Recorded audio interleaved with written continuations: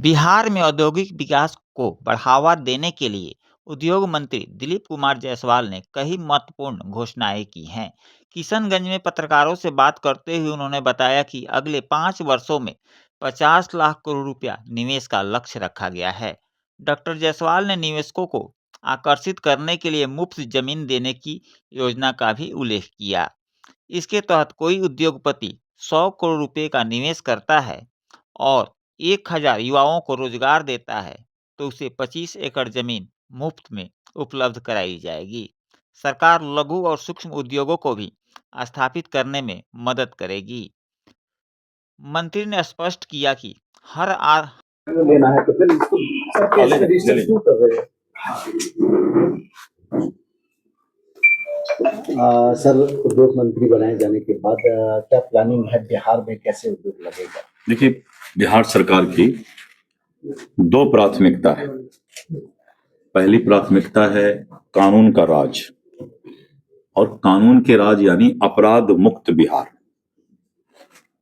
और साथ में युवाओं को रोजगार यानी रोजगार युक्त बिहार, अपराध मुक्त रोजगार युक्त।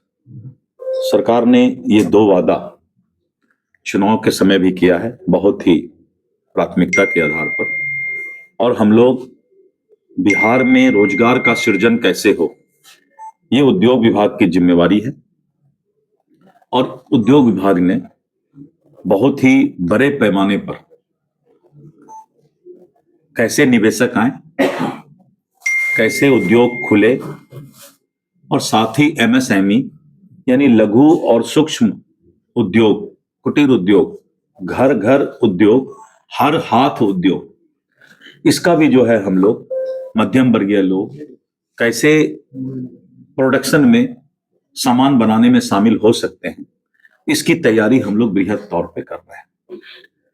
सरकार बने हुए 10-15 दिन के अंदर ही पूरे देश और दुनिया के बड़े बड़े उद्योगपति बिहार में उद्योग लगाने के लिए इच्छा जाहिर कर रहे हैं, और बहुत लोगों ने ऑनलाइन अप्लाई भी कर दिया है, जिसको हम लोग जल्द ही डिस्पोजल करने जा रहे हैं। हम लोगों ने एक नियम बनाया कि अगर कोई 100 करोड़ रुपया और 1000 आदमी को नौकरी, 100 करोड़ रुपए का इन्वेस्टमेंट और 1000 आदमी को रोजगार देंगे, तो उनको हम लोग उद्योग लगाने के लिए 10 एकड़ जमीन फ्री देंगे। और जो 1000 करोड़ रुपया लगाएंगे,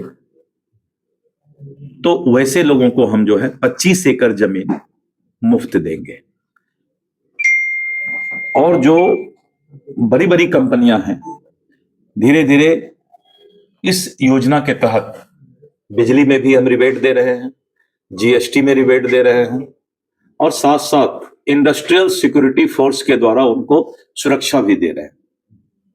तो उनको सुरक्षा मिल रहा है, जमीन फ्री मिल रहा है, बिजली में जो है राहत मिल रहा है, जीएसटी में राहत मिल रहा है। तो पूरे देश में ये सबसे अच्छा प्लानिंग हमने अभी लाया है।